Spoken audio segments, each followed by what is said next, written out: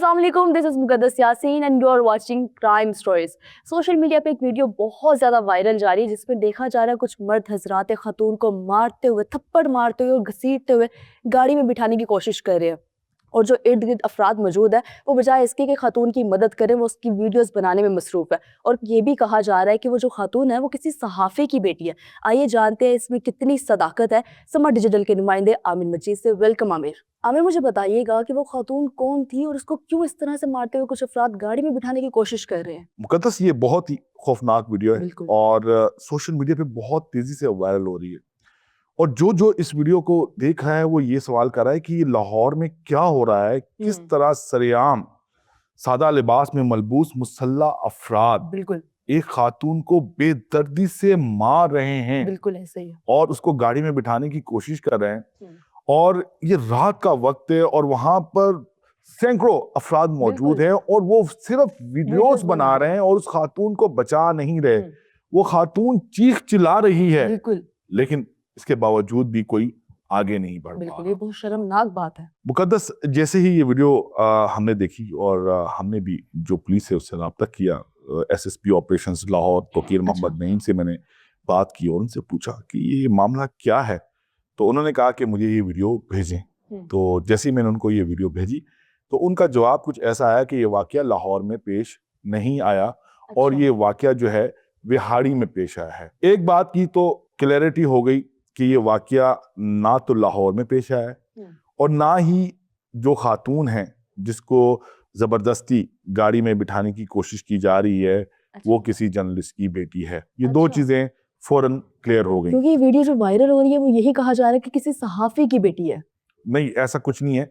जो हमारी बात हुई लाहौर पुलिस से, उन्होंने कहा अव्वल तो ये वाकया लाहौर में पेश आया ही नहीं और दूसरा ये जो खातून है जिनको जबरदस्ती इस गाड़ी में बिठाने की कोशिश की जा रही है उनका ताल्लुक किसी सहाफ़ी से है और ना ही वो किसी सहाफ़ी की बेटी है। एक तो कंफर्मेशन हो गई कि ये वाकया पाकिस्तान में पेश आया और पंजाब में पेश आया है और तीसरी ये बात कंफर्म हो गई कि ये विहाड़ी में पेश आया, जिस पर हमने फिर विहाड़ी पुलिस से रब्ता किया। डीपीओ विहाड़ी से रब्ता किया गया और उन्होंने तफसीलात फराहम की और जो तफसीलात उन्होंने फराहम की उसके मुताबिक ये वाकया अभी इस साल पेश नहीं आया। ये वाकया पेश आया 23 अप्रैल 2025, तकरीबन एक साल कबल।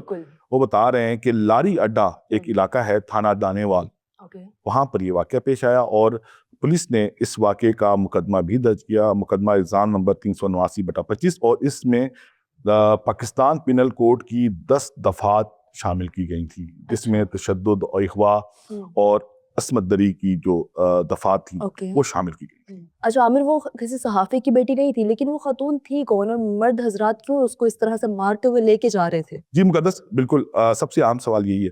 ये वाकया लाहौर में पेश नहीं आया, वो किसी सहाफी की बेटी नहीं है, लेकिन खातून तो है। बिल्कुल। और ये वाकया पेश भी आया, विहाड़ी में पेश आया। तो जो हमारे पास इत्तलात आई और जो हमें पुलिस ने बताया, ये एक ख्वाजा सिरा हैं, इनका नाम शहजादी उर्फ रमजान है।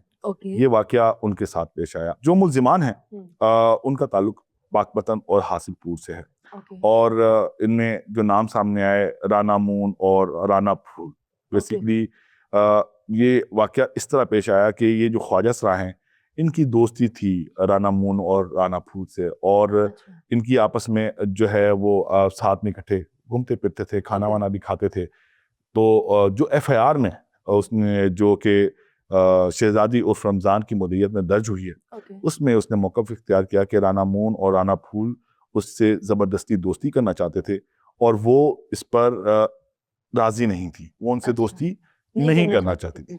उसने इनकार कर दिया था इनसे दोस्ती करने पर, जिस पर उन्होंने तैश में आकर जो मुद्दई मुकदमा है उनके मुताबिक वो लारी अड्डा में अपने कुछ दोस्तों के साथ बैठे हुए रात को 2:45 बजे खाना खा रही थी कि इसी स्ना में राना मून, राना फूल और उनके साथ 4 मुसल्लह अफराद आए, जिनको हम देख भी सकते हैं फुटेजेस में, उनके हाथ में पिस्टल है।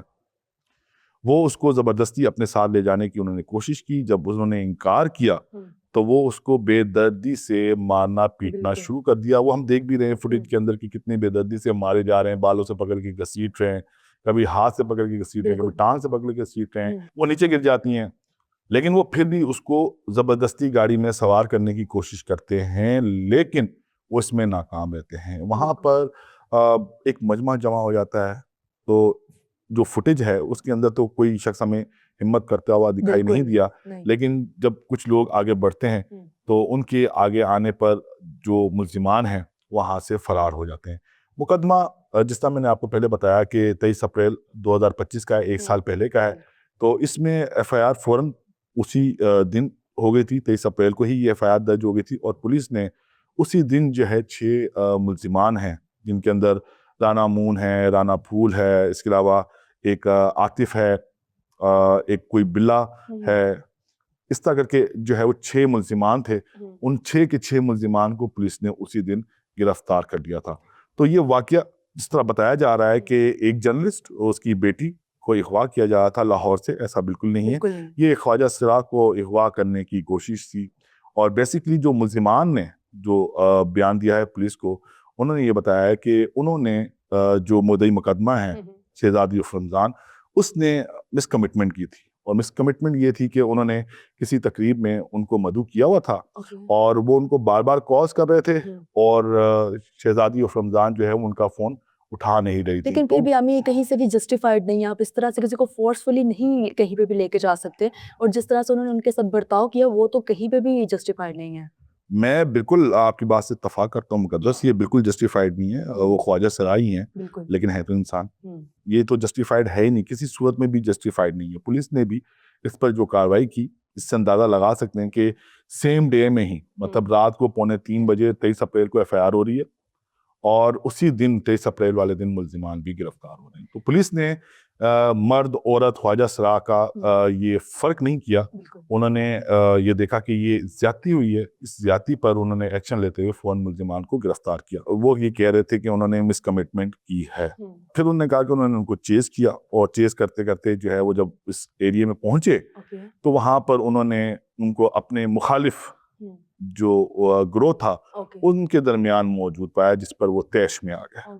लेकिन यहाँ पर सवाल यही है कि जिनके पास वो ख्वाजा सिरा बैठी हुई थी, उन अफराद ने भी उनको बचाने की कोशिश नहीं। अच्छा, हमें ये अफराद थे कौन? इनका ताल्लुक क्या किस पावरफुल पार्टी से था? यहाँ पर ये लोकल सिटीजन्स थे और उनके हाथ में गन्स वगैरह भी नजर आई थी।